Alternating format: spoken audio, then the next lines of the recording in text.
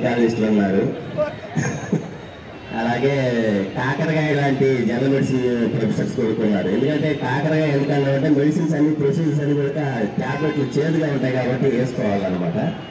So నేను నాకు తెలిసిన 2 విషయాలు వినియోగిస్తాను.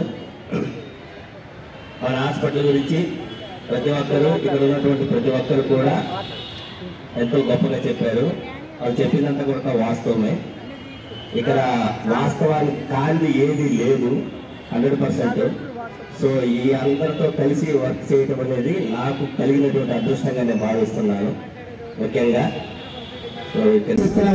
తనిది తీరలేదే, నా మనసు నిండలేదే, ఏ నాటి బంధము అనురాగం చలియా,